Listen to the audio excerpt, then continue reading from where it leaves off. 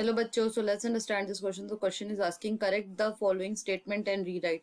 तो यहाँ पे एक स्टेटमेंट दिया हुआ है, हमें इसे करेक्ट करके रीराइट करना है। तो चलिए सबसे पहले देखते हैं स्टेटमेंट क्या है। यहाँ दिया है RBI mediate between those who have a surplus fund and those who are in a need of this fund.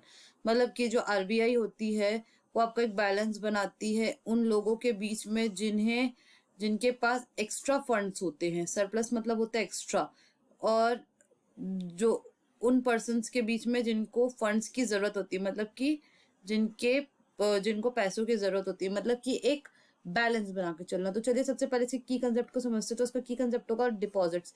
तो इसका रीजन क्या है कि ये स्टेटमेंट का, तो सबसे पहला तो यहाँ पे आरबीआई नहीं होगा, यहाँ पे क्या आएगा, बैंक आएगा। क्योंकि जब भी हम पैसे दे डिपॉजिट करते हैं अपने अकाउंट में, चाहे चाहे 10 रुपए करे या 20 रुपए करे, तो हमें एक टर्म से बोला जाता है, हमारे लिए टर्म यूज होगा डिपॉजिटर। तो जितना भी हम मनी डिपॉजिट करेंगे तो बैंक उस पैसे का क्या करता है, वो लोन प्रोवाइड करता है उन पर्सन्स को जो जिन्हें क्रेडिट की जरूरत होती है, जिन्हें पैसों की जरूरत होती है।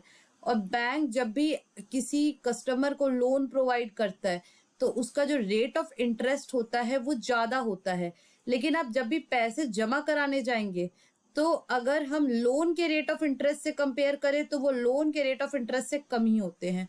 सो इसी डिफरेंस को, कि जितना आपका लोन पे रेट ऑफ इंटरेस्ट लग रहा है और जितना आपके डिपॉजिट किए हुए पैसे पे जो इंटरेस्ट लग रहा है, इसी दोनों के जो डिफरेंस है, इसी से जो बैंक है वो अपना इनकम को अर्न करता है। So what will be the final answer? Final answer will be banks. तो यहाँ पे ऐसा होगा स्टेटमेंट कि banks mediate between those who have surplus fund and those who are in a need of this fund. So I hope this question has been clear to you. Thank you and best of luck.